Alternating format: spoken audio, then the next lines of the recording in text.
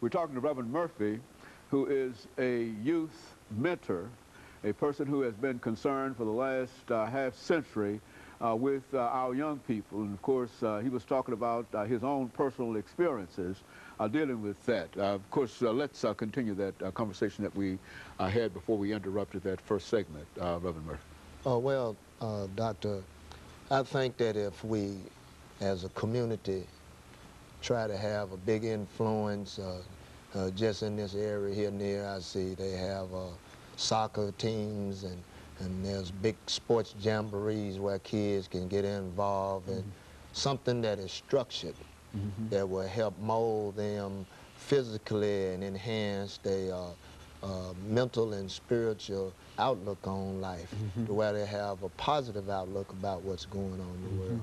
Because they watch adults and they'll mimic us. All right. I was trying to speak earlier on, talking to my daughter about my grandson, and wanting him to start the little small child pee-wee football. Well, that doesn't sit too well with the grandmother, but that may be something wholesome for him to build his little character. And as well as he and other grandchildren that I have, just being around them and sitting talking to them, reading a book. Wasn't long ago, I was at a grandparent conference at a pre-K school where he attends. And they gave us ideas what to do with the grandchildren in the summer. Take them places that just right here in town. Most of them are not expensive. You know, or walk by the river sometime and let them watch the barge go down the street.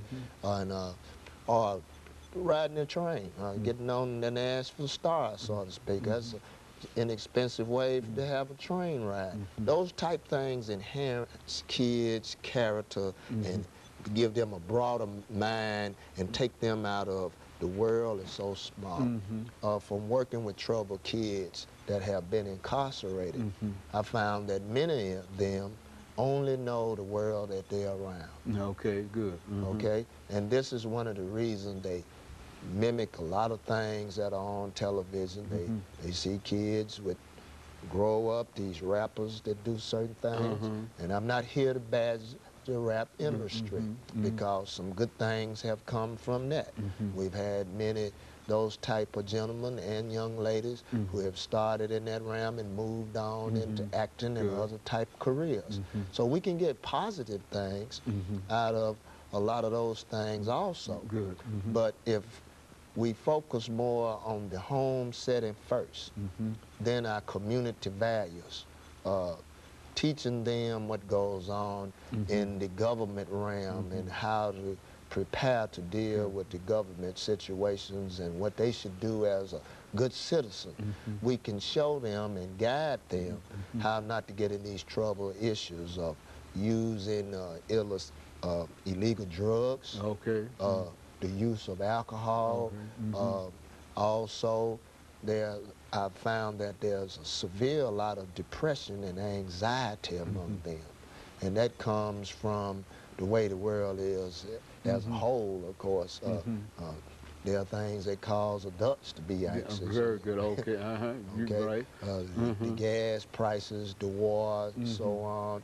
But then there are other gentlemen that they can show these young men the way to go, but they run into type of trouble.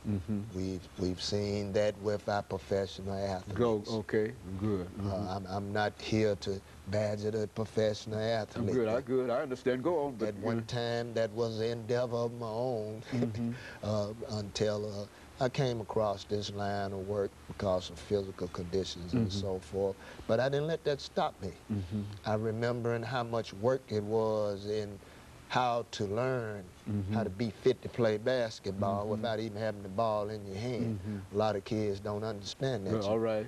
You can't look at these guys playing and try to mimic them to play. That behind the scenes, that they're getting their bodies and their minds fit, that there are hours of play learning in the playbook, particularly in the National Football League. And so if you're lacking in education, that is the key. You must motivate them in education, whether it's in the formal education or in the special education realm as well as vocational education. If we can push that and make them understand that this is the key for them to understand how to deal with life's issues, as well as trying to bring a spiritual connotation into their life. We have to move from the church, All right. waiting on the government, and also do the smaller things that we can do. You know, the church is good for having a lot of committees. We've got this ministry and that ministry, and I was talking to a gentleman that he's been a tutor at a Pacific church that I once attended for quite some time. And one of the things that impacted me, the last conversation we had, was that he likes to get the young men small, like my grandson, when they're 4 or 5 years old, where you can start molding them and working them right there. And that's how I appreciated that grandparent forum that I went to. And so we must continue on to diligently search All right. for ways that are simple. Just getting out in the yard raking leaves. A friend of mine was just going to visit him. He had grandson and his little cousin out in the yard, showing them how to make the grass blow back over away from the neighbor's yards, you know, those type of things. Doesn't seem like it's a big deal, but it puts meaning and direction in their life. And it gives them somebody to work with. You see, it gives them somebody, it gives them a hero. That's right. Somebody to emulate. You see, that's, yeah, I think that's essentially what we want, Reverend. I think the kind of information that you're giving now is an approach, and I like what you continue to say about how simple it is. It's not expensive to try to create a relationship between a grandchild or relatives and etc.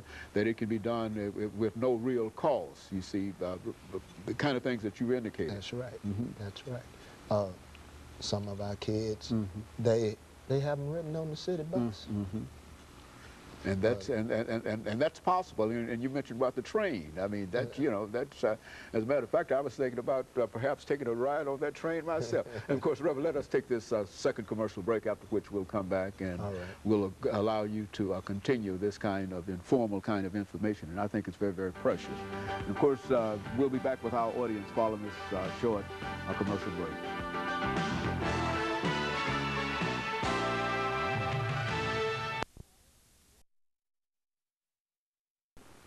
We're talking to